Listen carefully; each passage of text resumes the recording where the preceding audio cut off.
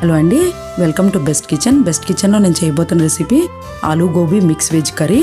ఈ కర్రీ చాలా స్పైసీగా డెలిషియస్గా ఉంటుంది, చాలా టేస్టీగా ఉంటుంది. ఇది మిక్స్ వెజ్ కాబట్టి ఇంకా ఇందులో బీన్స్, గ్రీన్ పీస్ అన్నీ కలపటం వల్ల కూర మరింత టేస్టీగా ఉంటుంది. దీని తయారీ విధానం కూడా చాలా సులభం. ఇది ఇప్పుడు మీకు తయారు చేసి చూపిస్తాను. దయచేసి నా ఛానల్ని తప్పకుండా సబ్స్క్రైబ్ చేయండి. మీకు ఈ రెసిపీ నచ్చినట్టయితే నా వీడియోని లైక్ చేసి మీ ఫ్రెండ్స్కి, రిలేటివ్స్కి షేర్ చేయండి. ఇప్పుడు దీని తయారీ విధానం చూద్దాం. ఈ కర్రీ పుల్కాల్లోకి, రోటీలోకి, చపాతీలోకి చాలా బాగుంటుంది. రసం, సాంబార్లోకి కూడా బాగుంటుంది. దీని తయారీ విధానం, కావాల్సిన పదార్థాలు ఇప్పుడు చూద్దాం. ముందుగా ఒక కాలీఫ్లవర్ ఇలా చిన్న ముక్కలుగా కట్ చేసుకోవాలి. 2 బంగాళదుంపలు,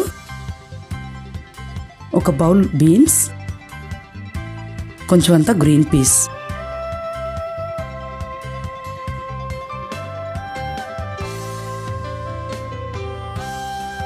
ఉల్లిపాయలు, పచ్చిమిర్చి, ఎండుమిర్చి, అల్లం, వెల్లుల్లి, కరివేపాకు. ఇప్పుడు ఈ కాలీఫ్లవర్ ముక్కల్ని ఈ విధంగా కట్ చేసుకోవాలి. చిన్న ముక్కలుగా ఈ విధంగా కట్ చేసుకొని శుభ్రం చేసి పెట్టుకోవాలి.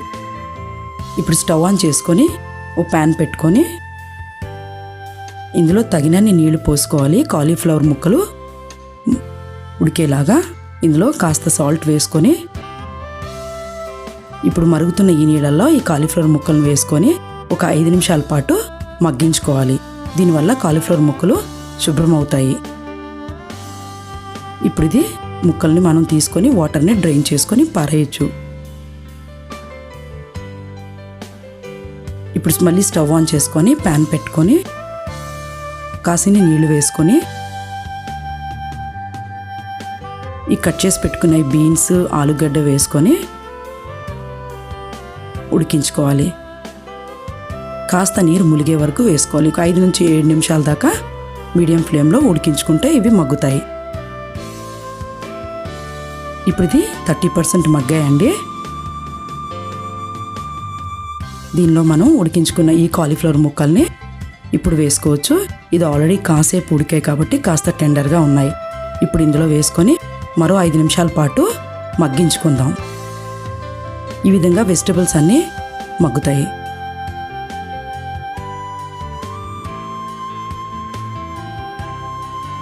ఇప్పుడు 5 నిమిషాలు అయిందండి, చూద్దాం. ఈ ముక్కలన్నీ సాఫ్ట్గా అయ్యాయి, టెండర్గా అయ్యాయి, ఉడికాయి. ఇప్పుడు దీన్ని తీసుకొని పక్కన పెట్టుకుందాం.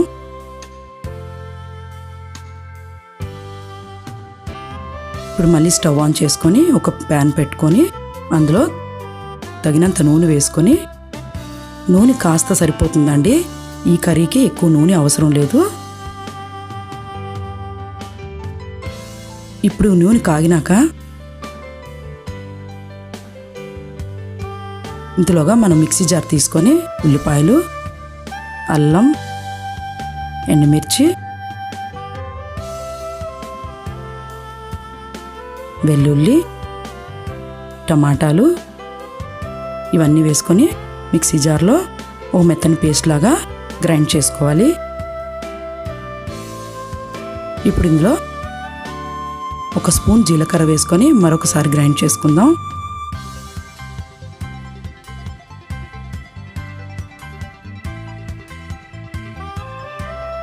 ఇప్పుడు నూనె కాగిందండి. ఇందులో ఆవాలు వేసుకొని చిటపటలాడాక మనం పెట్టుకున్న ఈ తాలింపు అన్నీ వేసుకోవాలి. కరివేపాకు, పచ్చిమిర్చి, ఎండుమిర్చి, ఇంకా మిగిలిన ఉల్లిపాయలు కూడా ఇందులో వేసుకొని వేయించుకోవాలి.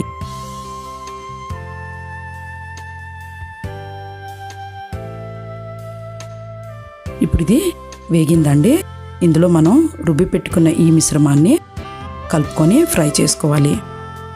ఇది ఇందులో వేసుకొని పచ్చివాసన పోయేంత వరకు ఒక 5 నుంచి 7 నిమిషాల దాకా మీడియం ఫ్లేమ్లో ఫ్రై చేసుకుంటూ ఉండాలి. అడుగంటకుండా చూసుకోవాలి.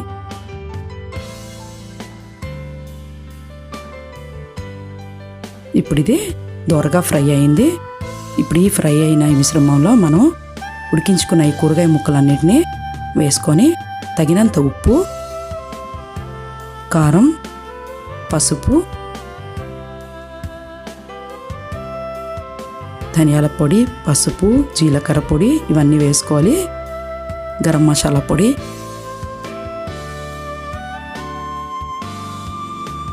వేసుకొని దీన్ని ఇప్పుడు కలుపుకోవాలి. ఈ విధంగా కలుపుకున్నాక మనం ఈ విధంగా కలపటం వల్ల మనకి కాలీఫ్లవర్ ముక్కలు విడిపోకుండా కట్ అవ్వకుండా ఉంటాయి. మ్యాక్సిమం గరిటె పెట్టకుండా ఈ విధంగా చేసుకుంటే మంచిది. ఇప్పుడు మూత పెట్టుకొని సన్నని మంట మీద ఒక 7 నిమిషాల దాకా ఉడికించుదాం. ఇలా ఉడికించడం వల్ల కాలీఫ్లవర్ వెజిటబుల్స్లో ఉన్న వాటర్ అంతా బయటకు వచ్చి ఒక చిన్న గ్రేవీ లాగా తయారవుతుంది. ఇప్పుడు దీన్ని డ్రై ఫ్రైగా కావాలనుకున్న వాళ్ళు ఇలాగే వదలొచ్చు. ఫైనల్గా మనం గ్రీన్ పీస్ వేసుకోవాలి. గ్రీన్ పీస్ 2 నిమిషాలు 5 నిమిషాల్లో ఉడికిపోతుంది కాబట్టి మనం లాస్ట్కి యాడ్ చేసుకోవాలి.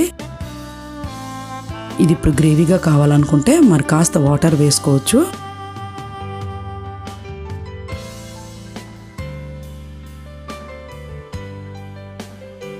ఇది ఒక 5 నుంచి 7 నిమిషాల దాకా ఈ విధంగా మూత పెట్టుకొని ఉడికించాక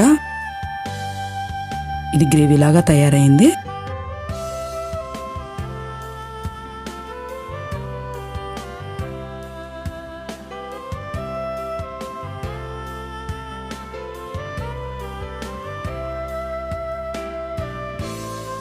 అంతేనండి, ఎంతో టేస్టీగా ఉండే ఆలూ గోబీ కర్రీ రెడీ అయింది. మిక్స్ వెజ్ కర్రీ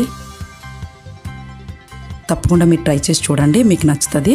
ఇది నేను చెప్పినట్టు మీకు పుల్కాల్లోకి, చపాతీలోకి అద్భుతంగా ఉంటుంది. ఇది మనం గ్రేవీగా చేసుకోవచ్చు, డ్రై ఫ్రైగా చేసుకోవచ్చు. మీకు నచ్చినట్టయితే ఈ రెసిపీ మీ కామెంట్స్ని పోస్ట్ చేయండి. Thanks for watching.